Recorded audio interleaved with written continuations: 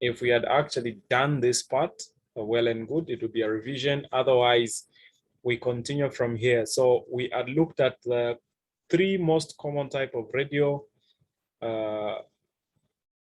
three main types of decays that happen in a radioactive nuclide, and what these three are. And here is an illustration of the strength of each one of the radioactive particles.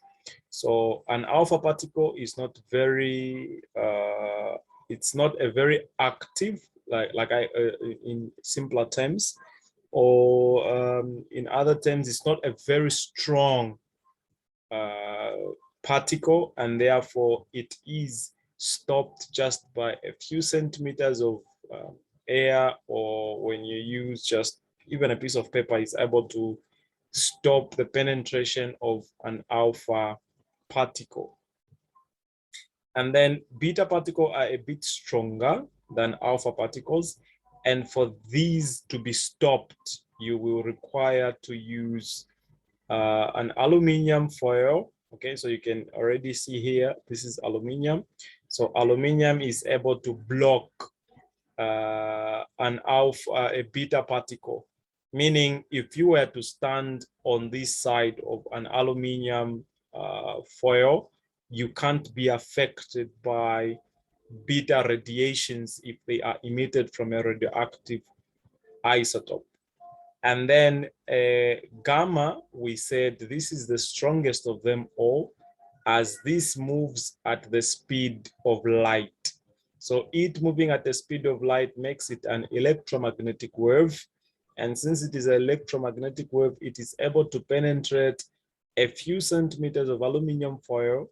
Even if you were to use a few centimeters of lead, it will be able to penetrate, but this gamma radiation is stopped by a concrete. So should you have a concrete hole, okay, so a concrete wall will be able to stop gamma radiation. So you are at risk of getting affected by gamma radiations if you were to be in the same room as an isotope that is emitting gamma radiations. And then from here, what we should have started looking at is what an alpha particle actually is.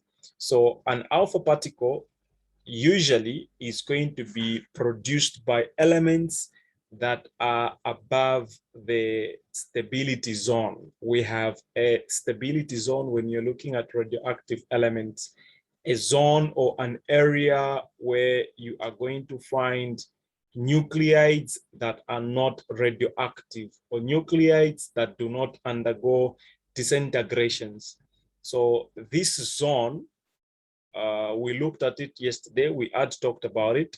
We said if you have atoms that have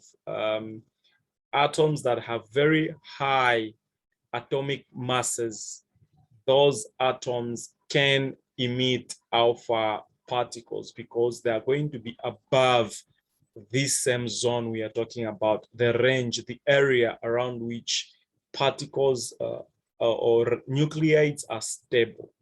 So beyond or below these areas, the atoms the nuclides that you're going to have are going to be radioactive. They will try to attain stability. And in trying to attain stability, they will be producing these particles that we are actually looking at right now. So if an alpha particle is emitted, and it represents a helium atom. So an alpha particle is the same as a helium atom. And since a helium atom is big and heavy, that's why you actually find that beta particles are weak particles and they are able to be stopped by just a few centimeters of aluminium foils. So when a radioactive atom emits this, you expect its mass number to reduce by 4 and its atomic number to reduce by 2. What this actually does is that it also not only reduces this, but it reduces the neutron-proton ratio. When we are looking at the stability of atoms, we look at the neutron-proton ratio. If you are dealing with a heavy atom, so like helium is here, for instance, this strontium that we have here, this element that we have here, actually looking at the mass number, is a heavy element. Heavy elements are very stable when they have a neutron proton ratio of 1.5 to 1. So if you are going below 1.5, okay, so between 1 and 1.5, if you get that as your ratio, that simply means that your atom is stable. So what you can do where you are is you can actually subtract 90 from 238. And what answer do you get when you do a 90 minus 238 minus 90? What answer are we having?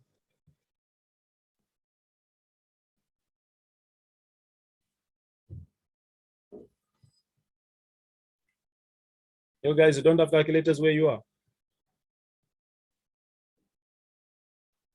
One what?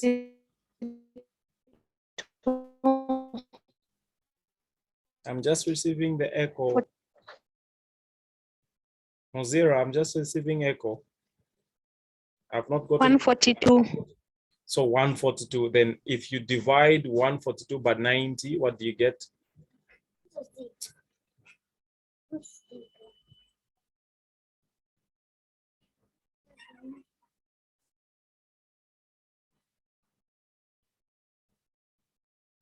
(142 by 90), what do you get?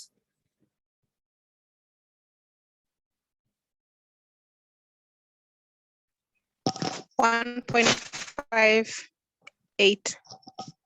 So you're getting 1.58. Okay. Now, what I want you to again observe is do a 228 minus 88.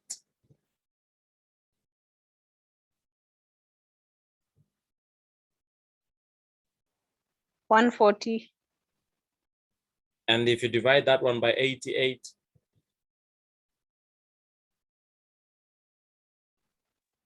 $1.59. okay.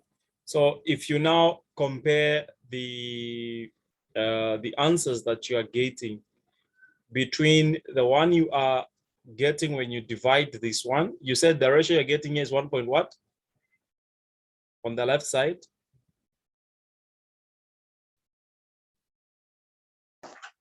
58. 1.58. Yes. Yes. And when you divide on the right, you're getting 1.59. Yes. Okay. But usually what is happening here is that, Sorry. sorry?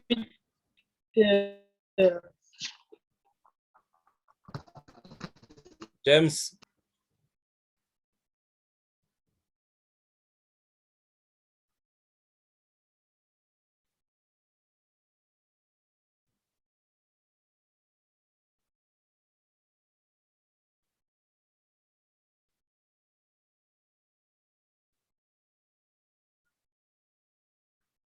James, you were saying something?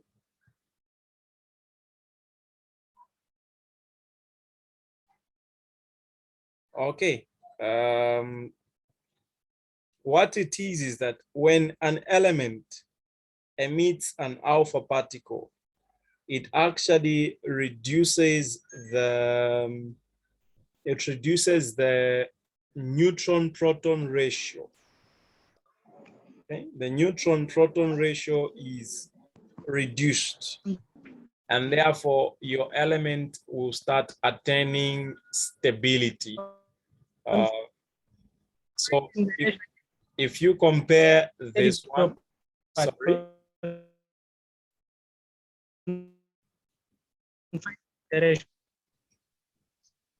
So James, what are you saying?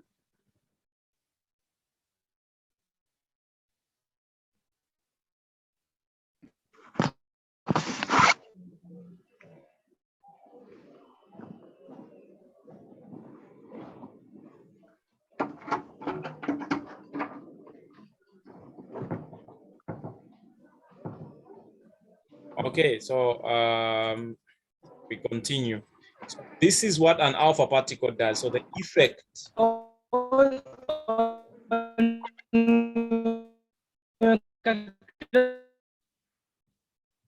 When you are asked about the effect that an alpha particle has on the neutron-proton ratio, the effect is that it decreases the neutron-proton ratio.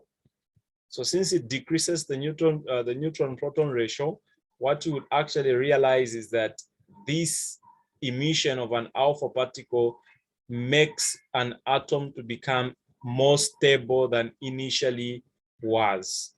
So those are the properties that you're going to find about an alpha particle. Now, every time an alpha particle is emitted, your equation should be balanced. On your left, the nucleons you have on your left should be the same as those that are appearing on your right. So if you have a challenge on writing the decay equations, as long as you know what the emitted particle is, writing the equations is the simplest you will face.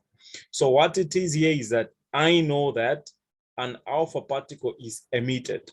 And since an alpha particle is emitted, all you have to do is write your alpha particle on the product end and keep your starting material on your right. And then balance the alpha particle. How many electrons or how much mass is it lacking on top there? So for you to get to 32, add a number to this. Or in short, just subtract 32 by 4. The difference is what you put there. You subtract 90 by 2, the difference is what you put there, and then you start looking for what that particular element is for the symbol. So writing this is easy. You have this subtracted by that 232. You can go on your periodic table, you find which elements, they are a number of elements with 228 mass number. Now from those, find the difference between 2 and 90, which is 88. There's only one element that is 228 and 88 for the atomic number, and that is radium. So this is how you write your equation for the decay when an alpha particle is being produced. If your atom, your nuclide produces a beta particle is actually an electron. What happens here is that there is matter and antimatter properties that happen when a beta particle is being emitted. You have a neutron, a neutron it does not have any charge, okay? But for a beta particle to be released, what happens is that a neutron splits into two particles. One particle is a proton, the other particle is a neutron, an electron. So that electron that is released when that is produced is what comes out of the nucleus, and not an electron that is in the orbitals. So the electrons in the orbitals will still remain the same, but the electron that is released as a beta particle is going to originate from the nucleus, and that comes from the number of neutrons. So the number of neutrons decreases and the number of protons increases. Okay, so the number of neutrons decreases, the number of protons increases. That is why you find that the mass number remains the same and the atomic number changes. It increases by 1 because 1 proton is added per beta particle that is released. And when you are writing your equation, This is how you represent a beta particle. So a beta particle is an electron. It has no effect on the mass number. That's why you have a 0 there, but it has an effect on the atomic number. That is why you have a -1 there. If you add 98 plus -1, it gives you 88. This is a balanced equation as it has come out, because 0 plus 228 is 228, and 88 minus 89 minus 1 is 88. So this is what a beta particle actually is. So this, remember, every time a beta particle is being produced, there will also be energy produced, and that energy that is going to be accompanying the production of this is what we actually refer to as a gamma radiation. So most of the times when a beta emission is happening and alpha emission is happening, these emissions are going to be accompanied by a beta radiation emitted, because a beta radiation is a high energy photon, and we know what a photon is. This is a quanta of energy, a package of energy. Therefore, there will be energy being released. So when a cell, when a nucleus of a nuclide is undergoing decay, energy is produced.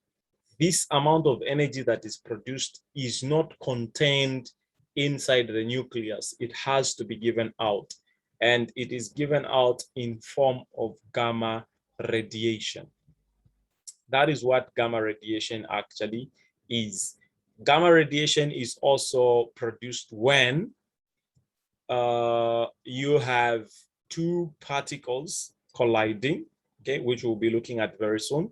So when a gamma radiation is being produced, a gamma radiation has no effect on either the mass or the atomic number of the element. All it does is that it releases an atom from excess energy. It relieves the energy of an atom. So say you have an unexcited element, all right? So this excited atom needs to go to the ground state, to a state where it is more stable. When an atom is excited, it contains a very large amount of energy. So for it to go to a state where it has less amount of energy, in a state where it is very stable, it has to give out this particular energy that it has. And this particular energy that it has is actually given out in form of gamma radiations. And like I said earlier, every time there is an alpha decay, there will also be this beta emissions there. So this simply tells us that an alpha decay is almost always accompanied by a gamma radiation. So gamma decay has no effect on the atom. That should be kept. And then we are going to have atoms that are going to be below, okay? We are from looking at atoms that are above the stable zone. Now we're looking at atoms that are below the stable zone. Atoms below the stable zone will also try to attain stability. In so doing, they end up emitting particles. And one of the particles that they emit is a positron. Okay? A positron will come from the nucleus of an atom. A positron has almost the same properties as an electron. They have the same mass, for example. The only difference is that a positron is positively charged, 1, and 2, a positron is an antimatter property. It is not like an electron that is matter. An electron is matter. A positron is an antimatter particle, okay? Now, when a positron is produced or released from an atom, what happens is that the atom's atomic number reduces by 1, because a positron actually comes from a proton in the nucleus. A proton breaks up. When it breaks out, one of the particles it produces is a neutron, okay? When a proton breaks up, one of the particles it produces is the neutron. That's why the atomic number doesn't change. The atomic number remains the same because the proton that is disappearing in the nucleus is its effect is being counteracted by the presence of a neutron. Okay, so a proton releases a neutron, and then it also produces a positron, a positively charged particle. So this is an antimatter particle. And a positron will have this effect. It is going to increase. Okay, a positron increases the neutron proton ratio. When you're looking at the neutron proton ratio, it increases that ratio. So this is more common when you're looking at elements that are below the stability zone. And an example of an element that undergoes such is sodium. So sodium is going to release a positron, and when it does that, its mass number drops to, its atomic number becomes 10. Now, if you remember very well, we have numbers that have significant importance. Even numbers of significant importance are 2, 4, 8, 10, 20, 4, 54, 126. Those numbers are of great importance, and they are important numbers because when your atomic number is in those, gives you any one of those numbers, it is going to give you a noble gas. And most noble gases are stable nuclides. So if you look at sodium, immediately sodium gives out a positron. It gives us a nylon atom. Nylon there is a noble gas and therefore stable. Since it is stable, this is going to be difficult to disintegrate. And remember, even numbered mass number and atomic number as the highest stability nucleides. So most nucleides that are stable will have even number of protons and mass number. So this is what we're going to get at the end of the day. A positron has been emitted. 1 plus 10 is 11, and 0 plus 22 is 22. So this is a balanced equation. Now, if a positron, which is an antimatter, okay, a positron is an antimatter and the electron is matter. When a positron collides with an electron, okay, when a positron collides with an electron, they will produce energy. And the energy that these will produce again is the energy in form of gamma rays. So there is this electromagnetic radiation that is produced whenever a positron produced from the nucleus collides with an electron. So say your nucleus is undergoing decomposition. When your nucleus is undergoing decomposition, a positron is emitted. But as the positron is passing through the orbitals for it to go out of the cell, it collides with an electron. Once they collide, they will form an anti-particle. They will form a high energy particle, which is a photon, which is an electromagnetic wave. Now, this process where this collides with that is known as annihilation. When an electron collides with a proton to produce a high energy photon, which is a gamma ray, that is annihilation. So annihilation is what is going to result into these productions. And this is the effect that an electron actually has. Again, there will be instances where an electron in the inner orbital. The orbital that is closest to the nucleus is captured by the proton in the nucleus. All right.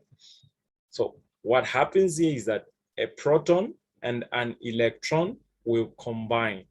When a proton and an electron combine, they are going to produce a new atom that is going to have one less number of protons and one more number of neutrons. So the neutron number remains the same, the mass number remains the same, but the proton number drops by one. Why? An electron removes a proton from the nucleus. Now look at this difference. When this electron combines with a proton, they will produce a neutron. This is not matter-antimatter collision. No, it is matter-to-matter collision.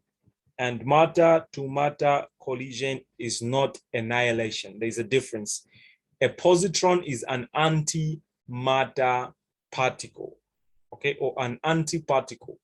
This and a proton are two different things. During electron capture, though the effect of electron capture and positron are the same, the atomic number of both reduces by one, see 11, 10, and see here 80, 79. Irrespective of this number dropping in the same manner, these are two different collisions. The collision that is happening here is going to produce a neutron. The collision that is happening in the other example is an annihilation collision that produces totally different particle. That's why they'll produce a high energy photon. And then if you check here, you have gamma radiation also being produced in electron capture. Why?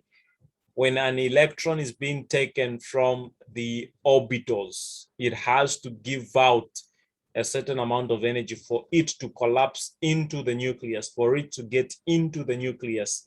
So for that to happen, the energy that it releases is in form of a gamma radiations. So we have these processes that are going to produce gamma radiations for us in making electrons stable. So overall, this is what the effects are going to be. A beta particle, when produced, decreases the neutron-proton ratio. When a positron is produced, it increases the neutron-proton ratio. When an alpha particle is produced, it increases the neutron-proton ratio. When a gamma ray is produced, it does not have any effect there. A spontaneous fission. A spontaneous fission is a process where you have a heavy electron, or a heavy nuclide. This heavy nuclide splits into two nuclides. Okay, so when a heavy nuclide splits into lighter nuclides, it is going to occur under spontaneous fission. So spontaneous fission is going to result when a high or a heavy nuclide splits, and in its splitting, a neutron will also be produced.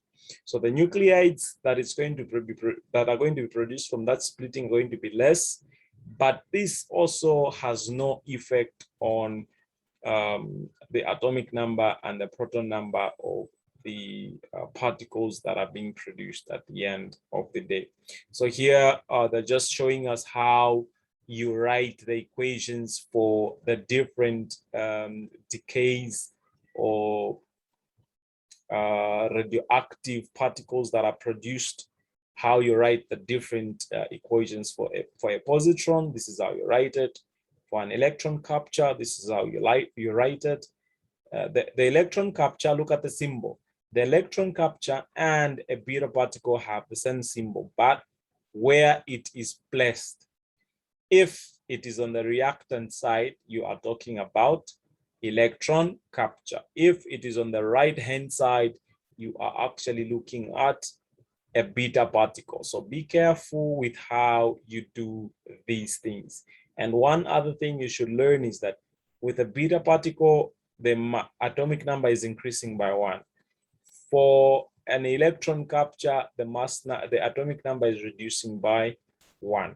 So these are some of the differences that are there between a beta particle and electron capture. Then here they're just telling us the number of isotopes that are stable, and that we also have isotopes that are created or synthesized in the labs. Here is an example of carbon that produces a positron as a radioactive particle.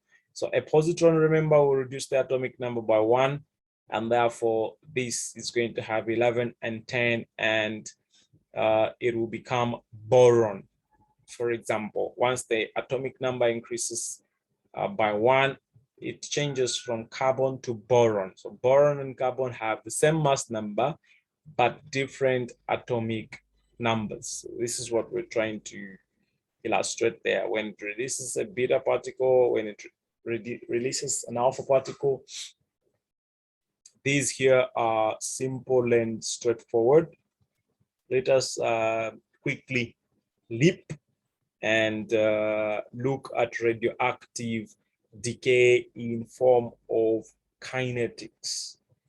Okay, when we start studying the decay from the kinetics perspective, where we want to measure time and the changes that are resulting. Remember, every time you're looking at a rate, the rate is going to talk about change in the content of something over time. And the study of chemistry that deals with change and time is kinetics. So when we start looking at radioactive decay, we are going to be looking at the changes that are happening within a given time. So that brings in the kinetics concept. So a measure of how quickly a radioactive decay is called its half-life. So how long is it taking for the mass of a given radioactive nuclide to reduce by half? That is what we're going to be looking at. And when you are looking at these things, what you should understand is that half-life is actually independent of the mass that you start with, the pressure that is around where this particular nuclide is, and the concentration or the chemical state in which this actually isotope or nuclide is. So say you have a liquid carbon. A liquid carbon will disintegrate at the same rate as a solid carbon. It is no respecter of the state in which the substance is. As long as this substance is the same substance you're looking at, the nuclide is the same nuclide you're looking at. Say you're looking at oxygen, it is an oxygen nuclide, whether be solid oxygen or liquid oxygen or gaseous oxygen, its half-life will still be there, will still remain the same. So this is no respecter of those properties. The half-life, when being measured, is measured using the first law of thermodynamics. Okay, so all radioactive disintegrations happen by first order reactions. All radioactive decay happen by first order reactions, meaning half-life is calculated as ln 2 divided by K, where K is the constant. So you have here kinetic of radioactive, rate is equals to N over N0. N0 is the concentration you have at time 0 when you begin. So say you are looking at the time a person was killed. You found a skeleton of an individual. For you to know how long they've been killed, you can carry out these calculations by looking at how much of the carbon in the bonds you have remaining. Okay, so that is what we use. So all radioactive decays are going to use the first order reaction, and rate, which is change in concentration. So this is the concentration at time t, and this is the concentration at time 0, is equals to the negative kt. Negative k, which is a constant, this one, a decay constant, and t, which is the time at which you do your discovery, or the time at which you do your calculation. So this is what you're going to have for your half-life calculations. Remember, this is when you are looking at a single decomposition. There will be instances where you will be comparing two disintegrations, and in such a time, K will disappear. We have that equation here. Okay, seems like we don't have. Okay, there will be times when you will be doing this. Rate is rate of time t over rate at time 0. So if you have these two rates, then you end up with this and that will cancel. You only have n over n0 as it were. So half-life is actually found by ln 2 over k. Like I said, this is what you're going to be using in your calculation. This particular example for the question is straightforward, where they want us to find the half-life, and they have given us the rate constant here. The rate constant is that. Once you're given the rate constant, it all becomes easy. All you have to do is slot it in the calculation, do your calculation, and that is what you actually get. And then there will be times when you will be required to get information from a curve, from a plot. When you plot the mass of a radioactive element over time, so your graph will go down like that, representing first order. Remember, this is not an exponential. That's why it is curling like that. So this is the differential.